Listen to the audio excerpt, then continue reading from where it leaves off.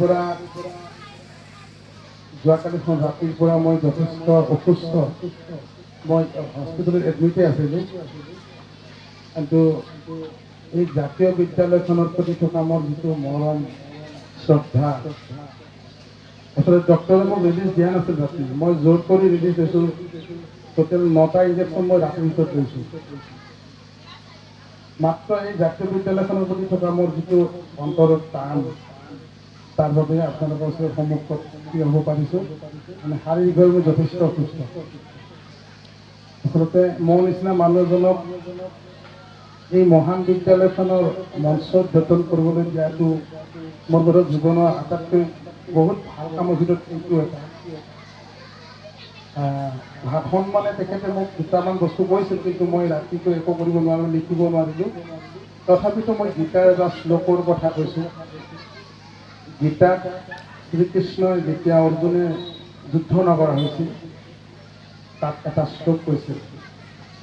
মই সেইটো অকণমান আপোনালোকক গাই শুনাই তাৰ তাৎপৰ্য অকণমান কম, সেইখিনিয়ে যথেষ্ট। কৰ্মণ্যেৱাধিকাৰস্তে মা ফলেষু কদাচন মা ফলহেতুৰ্মা তে সংগস্তা কৰ্মাণি। ইয়াৰ অৰ্থটো হ'ল, জীৱনত মানুহৰ আটাইতকৈ ডাঙৰ বস্তু হৈছে কৰ্ম। সি যি কৰ্মই নহওক, আৰু তাৰ ফলটো কেতিয়াও অনুভৱ কৰিব নালাগে। যদি মানুহে সৎ কৰ্ম কৰে, ভাল কাম কৰে, ভাল ফল, কিন্তু কৰ্ম মানুহে কৰিব লাগিব। এই ভিতৰুৱা অঞ্চলত জাতীয় বিদ্যালয়খনৰ ৰতন কলিতা দেৱী ছাৰে আৰু তেওঁৰ বৰ্তমান তেওঁৰ লগত যিসকল শিক্ষক শিক্ষয়িত্ৰী আছে, লগতে ছাত্ৰ ছাত্ৰী অভিভাৱকসকল, তেখেতসকলৰ এই নিষ্ঠাই আজি যিটো পৰ্যায়লৈ এই স্কুলখন লৈ গৈছে, মই আচলতে ইয়াৰ অঞ্চলৰ মানুহে কি গৌৰৱ কৰে নাজানো, মই কিন্তু বহুত গৌৰৱ কৰোঁ। মই যিকোনো জেগাতে কেতিয়াবা স্কুল, মই বিভিন্ন জেগাত পৰা কিবা কিবি শিকাব গৈ থাকোঁ, আৰু সংগীত মোৰ পেচা, সংগীতে মোৰ জীৱিকা। মই তাত সদায় এই স্কুলখনৰ কথা কওঁ। কোনোবা ভাল সাংবাদিকক লগ পালোঁ, এইটো কওঁ, ৰাজকোষমণি জাতীয় বিদ্যালয়ৰ ৰিজাল্ট এনেকুৱা 25টাৰ 20টাই পাছ ডিভিজন পায়। আধুনিকতাই ঢুকি নোপোৱা এই ঠাইটোত ৰতন কলিতা দেৱৰ যিটো কৰ্মস্পৃহা, যিটো সাহস, যিটো সত্য, যিটো সততা,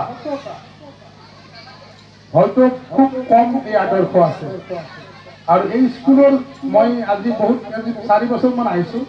ইয়াত থকা যিসকল শিক্ষয়িত্ৰী, শিক্ষক, তেওঁলোকৰ যি নিষ্ঠা, ছাত্ৰ ছাত্ৰীৰ যি শৃংখলাবদ্ধতা, আচলতে বহুত শিকিবলগীয়া আছে।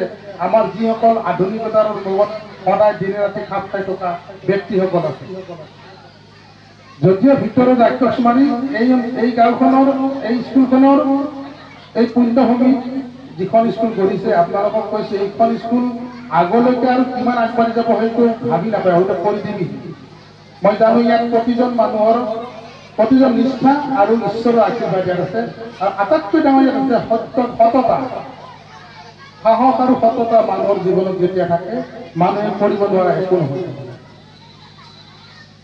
এই স্কুলৰ যিটো টাইটেল চং, মানে এই স্কুল শিক্ষক গীতটো আপোনালোকে শুনি হয়তো কিছুমানে গম পোৱা নাই।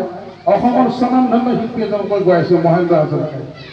তেওঁ গীতটো গাঁও অৱস্থাত মোক কৈছিল, ইমান সুন্দৰ শব্দ কোনে লিখিছিল, ইমান শব্দ, সুৰৰ কথাটো বেলেগ, কিন্তু ইমান সুন্দৰ শব্দ এখন স্কুলৰ কাৰণে কোন মানুহে লিখিছিল। তেওঁ ভাল এসময়ৰ এজন খুব ডাঙৰ গীতিকাৰ। মই কৈছিলোঁ, দাদা মহেন্দ্ৰ দা, কিবা এটা গীতৰ শব্দ ইফালে কৰিব লাগে, ক'ব কৈছোঁ, ইয়াত কৰিব লগা একো নাই। গতিকে আপোনালোকক আজি উদ্বোধনী ভাষণত মই বেলেগ ক'বলৈ নাযাওঁ। এই স্কুলখনক এইটো মৰমৰ চকুৰে চাব। আৰু মই জানো ইয়াৰ পৰা যিসকল ছাত্ৰ ছাত্ৰী আগলৈ অনাগত দিনবিলাকত ওলাই যাব, ধাৱমান হ'ব, তেওঁলোকৰ ভৱিষ্যত নিশ্চয় উজ্জ্বল হ'ব। কাৰণ তেওঁলোকৰ এনেকুৱা ঠাই এটাৰ পৰা ওলাই গৈছে, য'ত সত্য, নিষ্ঠা, সততা, কৰ্মস্পৃহা সকলোখিনি আছে। বেছি ভাষণ নিদিওঁ, মই বেছি সময় থিয় থাকিব পৰা অসুবিধা এটা হৈ আছে, বেজীৰ বিষবিলাক কাট লাগি আছে আচলতে। তথাপিতো কৈছোঁ, ভৱিষ্যতে এই স্কুলখনৰ সুমংগল কামনা কৰিছোঁ। আৰু সদায় সুন্দৰ হৈ থাকক।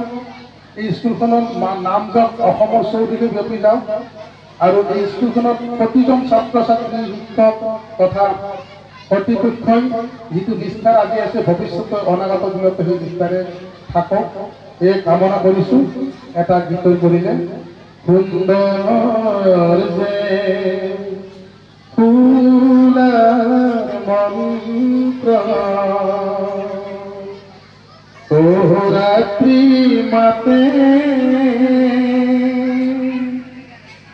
হে আজি ইমান ফুল এই সব বগা বগা সাজ পিন্ধি এইবিলাক ফুল এই মঞ্চৰ লগত যি বহি আছে ধুনীয়াকৈ বগা সাজ পিন্ধি এইবিলাক সব ফুল পবিত্ৰ ফুল। এওঁলোকৰ অন্তৰত ভগৱানতকৈ এওঁলোকৰ অন্তৰ বেছি পবিত্ৰ আৰু সেইকাৰণে মই কৈছোঁ সেয়েহে আজি ইমান ফুল প্ৰভাতে প্ৰভাতে।